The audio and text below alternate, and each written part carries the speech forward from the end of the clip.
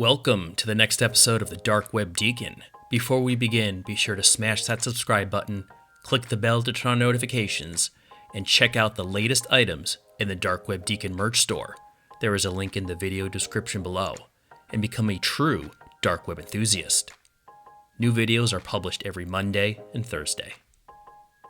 For today's Dark Web site review, I'm going to go over the Dread Forum. It's been around since about 2018. It's heavily focused on dark web content and related services, things like dark web marketplaces, Bitcoin mixers, and the like. Very basic format with your three main tabs here. The front page is some curated content that shows up at the top based on popularity, and you have the ability to register for an account. So you basically can read anything on this forum. You do need an account if you want to post a comment or create a subdread or to subscribe to a subdread. Other than that, you can read everything. So you have also your search capability. So let's just search here. So let's search Bitcoin. And what you'll see is it'll return any user comments or subdreads related to that topic. And so you can see based on your search term or the actual username or the subdread name, and you can sort based on newest or best match. So you can see how things are broken up here. It basically lists all of the results returned. And the /u are obviously user profiles that have been created. And then the /d are the subdreads for this particular topic. If you do want to create an account, you simply click on register. It's very simple. All you need is a username and password. However, you do have to fill out this CAPTCHA, and just be forewarned, the CAPTCHA can be quite difficult.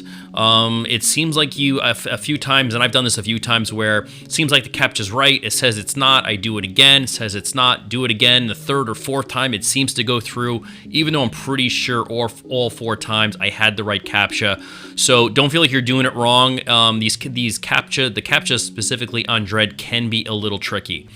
Also, FYI, when you first enter the site, like I said, you don't need an account, but there's also a CAPTCHA there that you have to get correct in order to actually get access to the site. And that one, again, can be a little bit tricky, so don't get discouraged. Try it a few times, and you will eventually get into the site. Next up, we will look at the actual main subdread, which is in this Dread tab.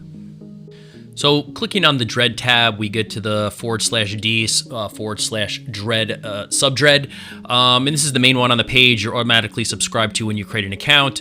And it basically has some curated content related to the overall site. But really, I want to hit on the FAQ page here that is located as part of the subdread Dread Forum. And first, it lists how does scoring work on Dread. So if you're new to the site, scoring on Dread works differently than other platforms. Your score doesn't increase by you commenting or posting. It increases based off activity others do towards your posts or your subdreads. So that's how that works. There's also information on how do I message someone else on the site. Also, the basic do's and don'ts of the site and how to create a subdread. So if you're new to it, it's a good one. Click on this tab and it'll give you really the basics infos of how to navigate and the ins and outs of the site. No problem. Now, next up, we're going to look at the All tab. So the All tab very simply is a list of all of the comments connected to subdreads, and it is sorted by hottest, but if you sort by top, which is obviously the top comments, you will see that you can also filter based on time. So last 24 hours, all time, 1 year, 1 month, 1 week. And so that's true whenever you're searching either in the all or the front page.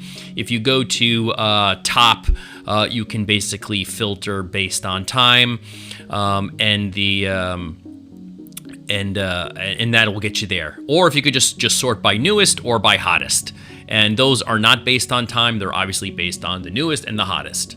So just FYI, that's a good one to know, because it's a little bit hidden in there that unless you go to top, you can't filter by time over basically the lifetime of the forum. Next up, I want to talk about the Discover button over to the right. So obviously you have your search bar on top, but Discover is a good one if you're fairly new to the site too, to also check out. And you'll see that it actually lists all the various subdreads that are available. So just give it a quick second here. I'm actually on a slow VPN today, so normally the site isn't quite this slow. So don't take that into consideration. It's just my current network connection. So you can see that you can sort by total subscribers. You can sort by the oldest subdread and the newest subdread. And also the basic search that we were doing before. So you can see there's a lot of stuff here about the specific markets and Monero and fraud and the Wall Street market. And so those are obviously the more popular ones. But let's search on something that's a little more maybe off topic. So let's look at conspiracy. Let me learn how to spell here. Okay. And so you can do this search, and this will show any subdreads that are related to that topic. So we can see there is one on conspiracies. It's got about 1,200 subscribers. And so by clicking on that, you can, again, sort by hottest, new, top, and you can so do the same type of sorting and the same type of filtering if you click top, and you can see those various posts, and of course respond to those posts if you have an account. So if you do have an account, you can obviously subscribe to this subdread, or you can submit a post to this subdread at any time with an account. And lastly, I want to talk about kind of the account management. And then once you have an account, you can go over here and create a subdread. So once you have an account, you have your basic profile information, the number of subdreads you subscribe to, account information if you want to do a donate and log out. So not a ton of options, but those are the basics. And then once you do have an account, as I mentioned, you can post the comments, you can subscribe to subdreads, and you can create a subdread. So creating a subdread is fairly simple. You give it a /D, the subdread name, description, and an overall title. You can decide how posts, whether they require approval for posting, and you would control that as potential moderator, or if they're for invite only. So you can set some basic parameters, and all subdreads are controlled by a lot of the global moderators. So if you do anything that is outside the terms of service, you obviously would potentially get your subdread removed. As I mentioned earlier, though, just FYI, keep in mind, in order to create an account or to even get onto the site, even without an account, there are some CAPTCHAs you do need to fill out, and they are quite tedious.